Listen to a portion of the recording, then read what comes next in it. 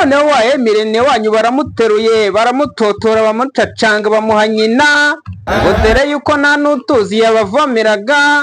nyuma yo gusambanya umugore cyangwa kurongora umugore bakabana igihe kinini akaza kumujugunya bitewe n'uburyo ngo yarabyaye nyashi zikaba ntaziriho mbega keya yatangaga zikaba zitakiri keya yarabonye ibindi byana bifite umubiri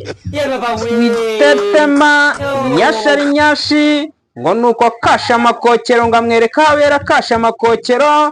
aramujugunya amwereka mu gihandure uwo ni Irene Murindahabi. Naho Murungi Sabe wa Isimbi TV ngo yagarutse ngo yajeje agaruye imirindi nk'inzovu ngaje yitwa Kabashengure ngaje kubabaza gutera agahinda kujigimisha abahoze bamuvugana ndetse n'abamwifurije nabi bose ngaje kubasa umutwe ndetse ngabasusura bereke yuko ari we mu YouTubers wa mbere mu Rwanda ngo nta n'undi uzamukurikira ngo nayo ibyuriya mwana witabagwe ngo niyagopunda ati ngave mu byo arimo ngasubire mu ishuri yiga kuko ntago ariga ngo aracyafite ubujiji bwinshi mu mutwe ngo uwo ni Sabe Murungi baramukubita ngo nakasa mutwe ngo amwereke umurongo w'uburyo batwaramo YouTube mu Rwanda nka business dore ko ngo atazi gukora business muri YouTube. Naho umunyamakuru kazi Sikove yarahiye yasizoye ndetse akubita agahanga kwitaka akoza urutoki ku ijosi agira ati ntibishoboka ntibikabeho kubona Sikove yaboma mu Rwagasabo umunyamakuru u Rwanda rwose rwemera ujya gutara inkuru no munsi y'umwobo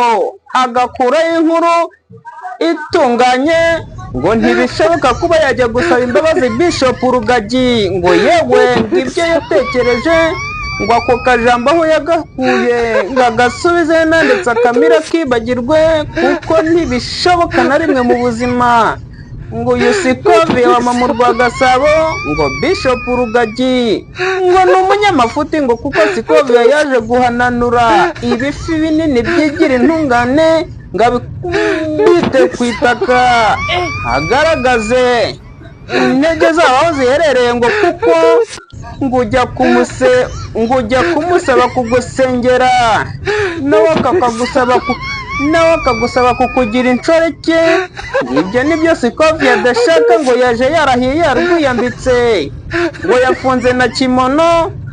abo bapasiteri ngo arabakubita arabamara